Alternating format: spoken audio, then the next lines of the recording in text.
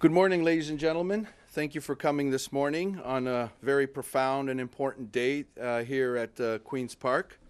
My name is John Papadakis, and I am the media spokesperson for a new organization called Ontario AMPS Opposition Task Force, and AMPS meaning Administrative Monetary Penalty. Now imagine, ladies and gentlemen, if government could erase your rights as a Canadian citizen simply by changing the word offense to monetary penalty. That's what administrative monetary penalty is, and this is what the provincial government is trying to do in a dirty, sneaky little rotten trick by sliding this in. This is so profound it's not funny. Quick background, this is what it is. Imagine you're driving along and you go through an amber light. A police officer pulls you over and says you went through a red light. You say, no, I didn't. Officer writes you a ticket. Currently, you have the right to challenge the officer's evidence, to obtain that evidence, to go before an impartial judge in a court. And remember, ladies and gentlemen, a court was created in this country as a buffer against government, against unjust persecution, unjust incarceration, and an unjust punishment. You go before this, you make your argument. If you are successful and found not guilty, you get to go away and you get to go home.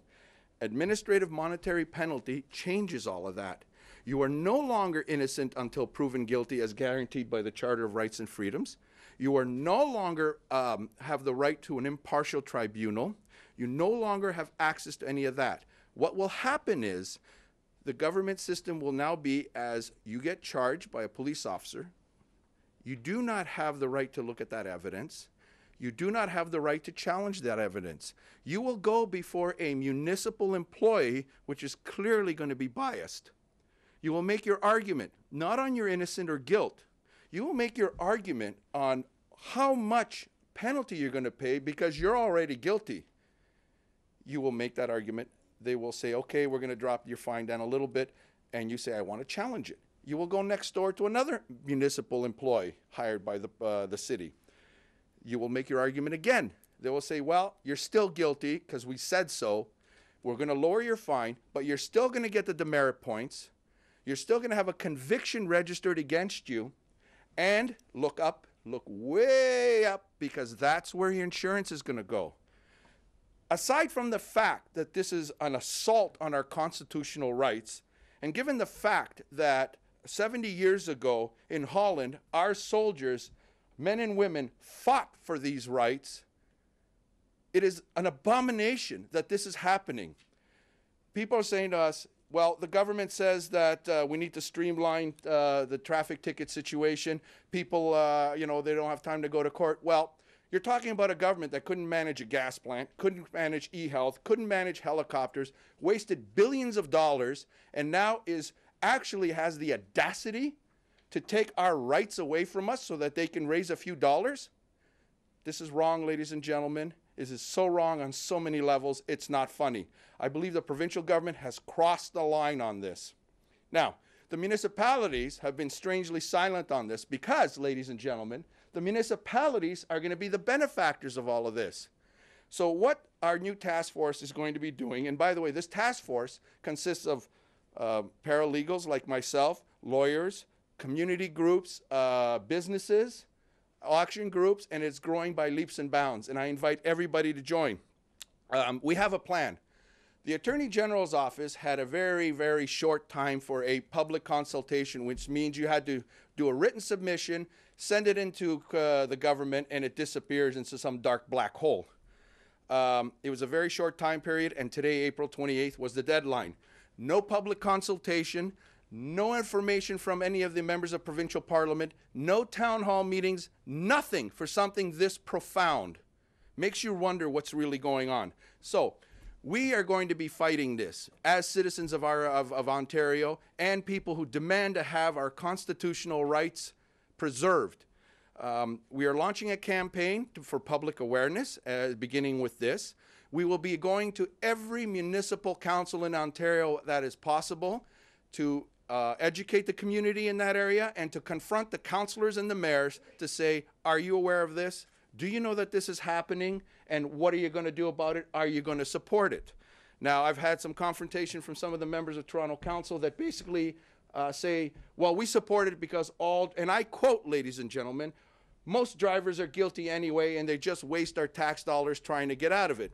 This is from a city council that has squandered hundreds of millions of dollars in failed contracts and never once asked for an inquiry.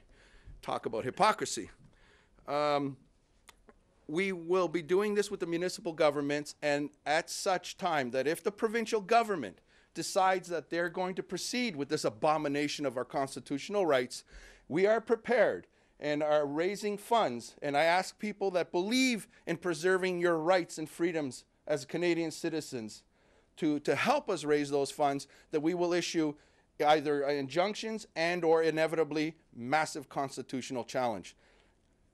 This government will not get away with this. You will read on the Attorney General's websites certain things that you will still have a chance to meet with a prosecutor and have this matter addressed.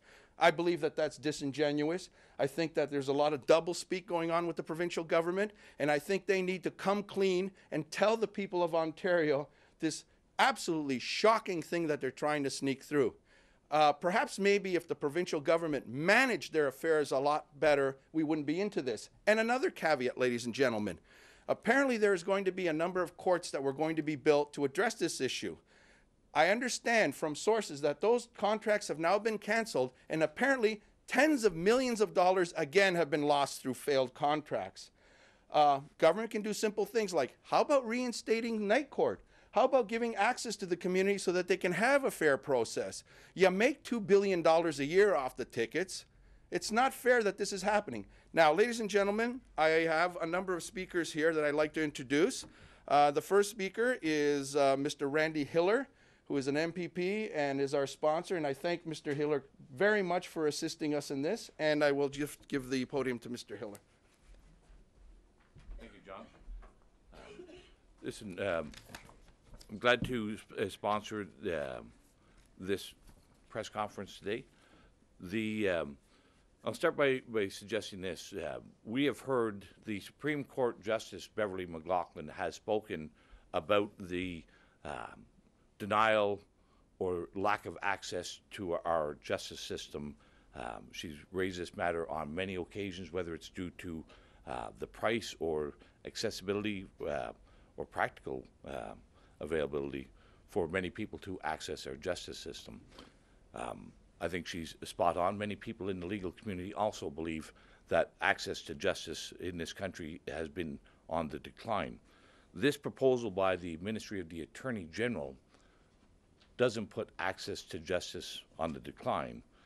In many aspects, it eliminates access to justice. Our provincial offenses, and I just brought a pocket edition of the provincial offenses book, and this is not all the provincial offenses in this province, just the short version.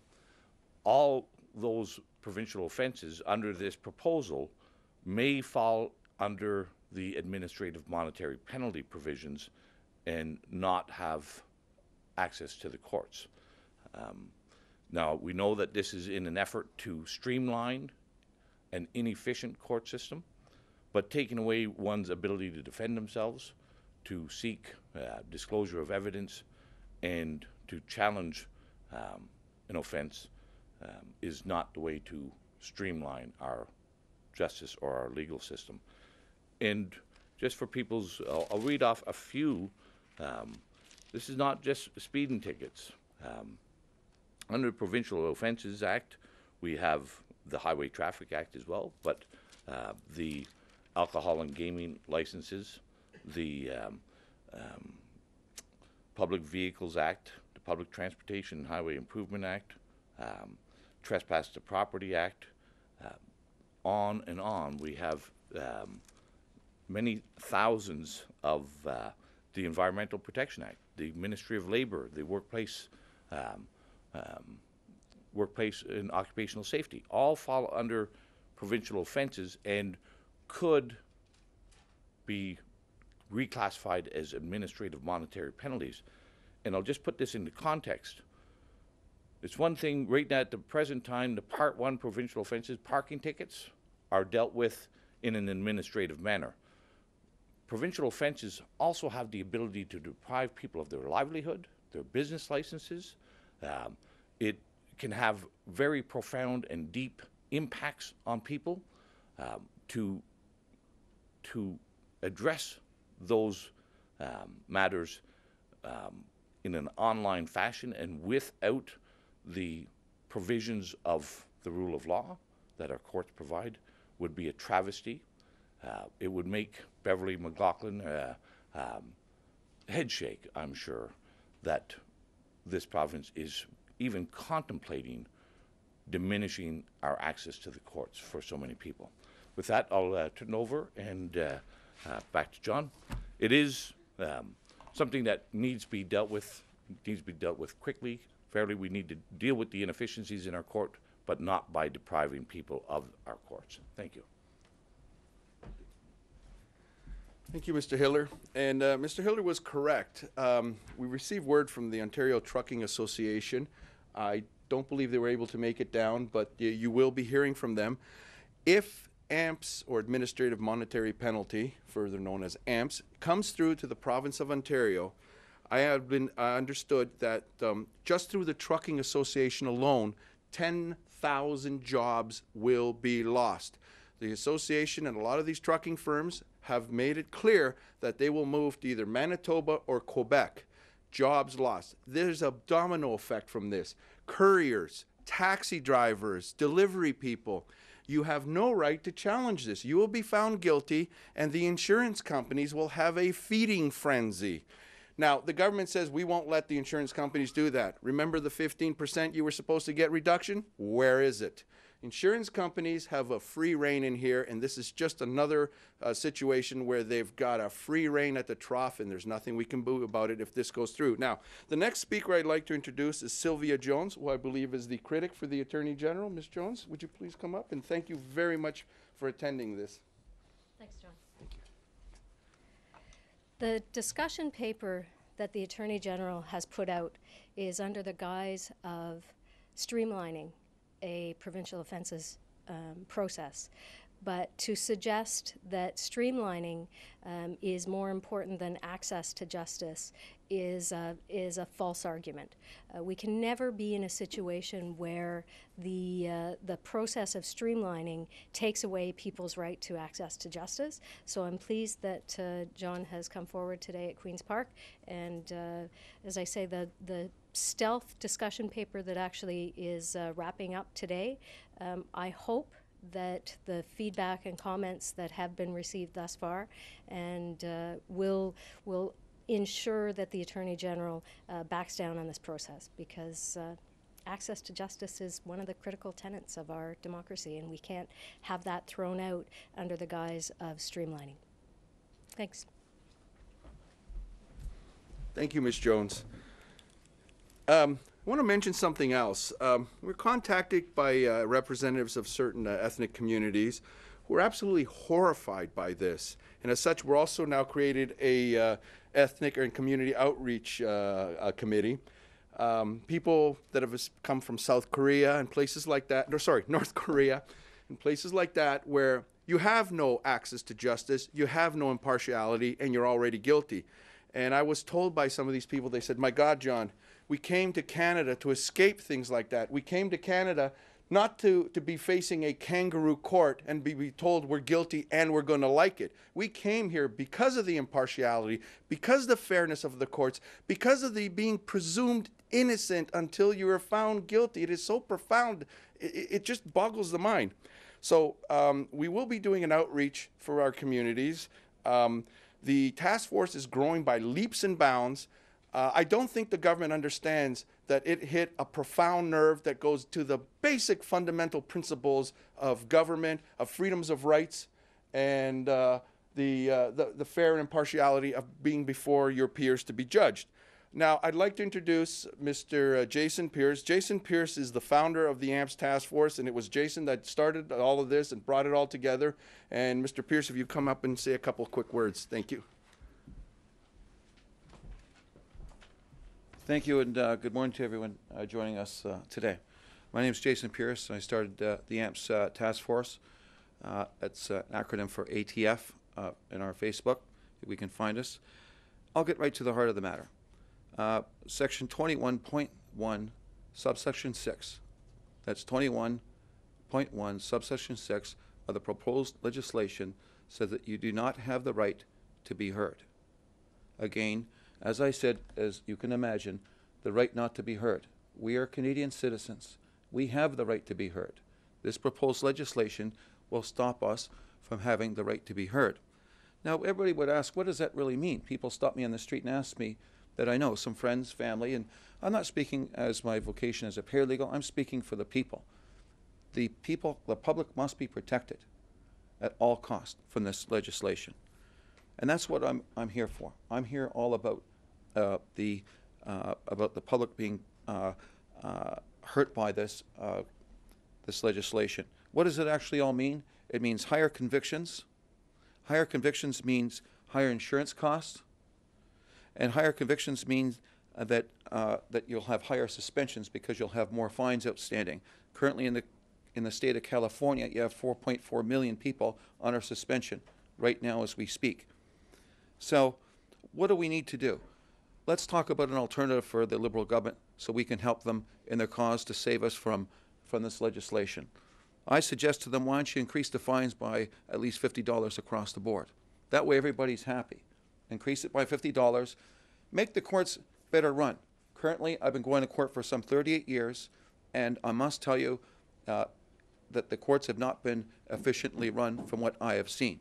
If they attach a higher fine, maybe they can attach more management, more customer service to the people that come to the windows and ask for help, and more access to justice is that what would happen. So again, if they have a better system in place, they wouldn't have to defy our rights or make it so that they increase the revenues. Keep in mind that higher convictions go hand in hand with an expression called the House always wins, and that's what your higher conviction rate will be. It'll be higher convictions will mean more suspensions and higher insurance costs. So, ladies and gentlemen, I ask you, please, what can you do about it?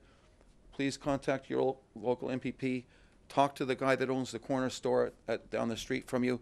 Talk to your friend next door. Talk to everybody. Present it in a very impartial fashion about what's going on here.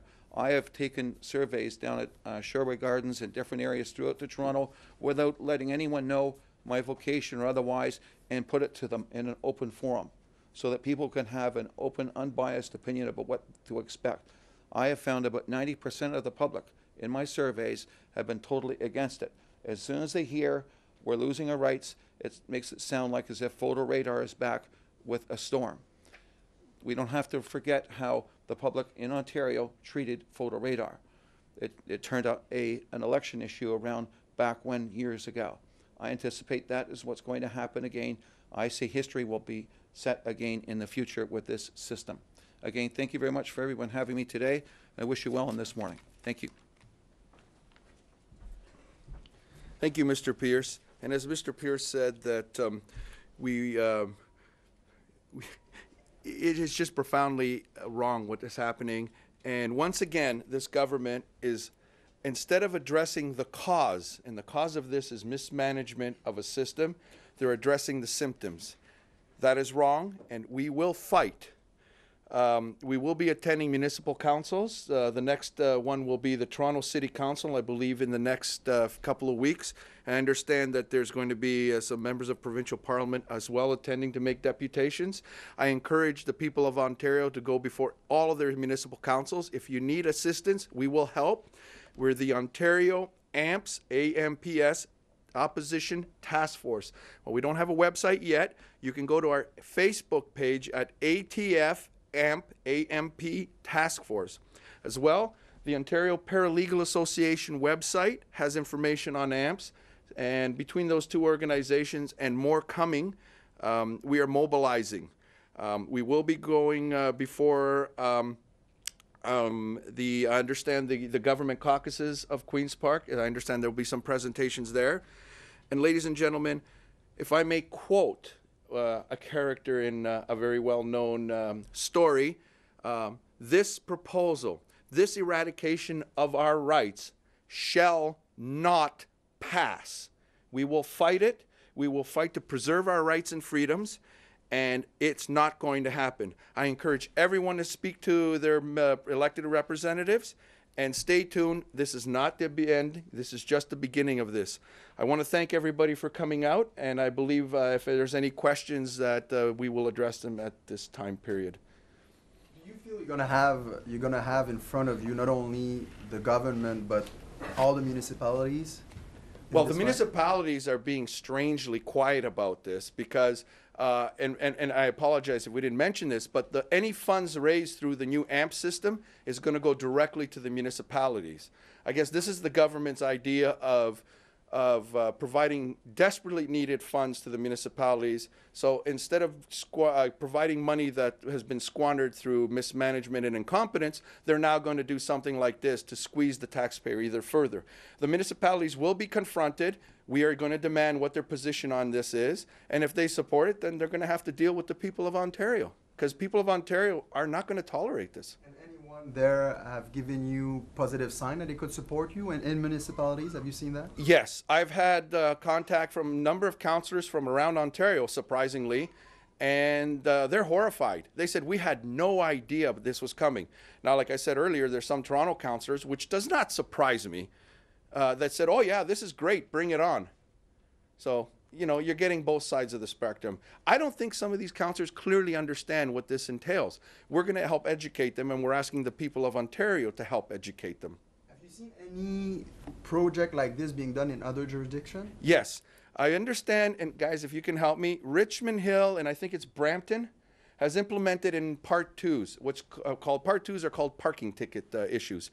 There have been some horror stories. We tried to get a couple of individuals who have gone through the process, had pulled their hair out and said, I got convicted without the right of explaining myself.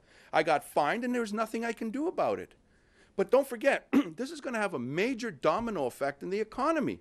When you start having trucking companies having their insurance rates go so high they can't afford it, when you have couriers, delivery people, taxi drivers, all sorts of things, it's going to get to the point where people are going to say, it's not worth doing business in Ontario. So this is having a massive domino effect.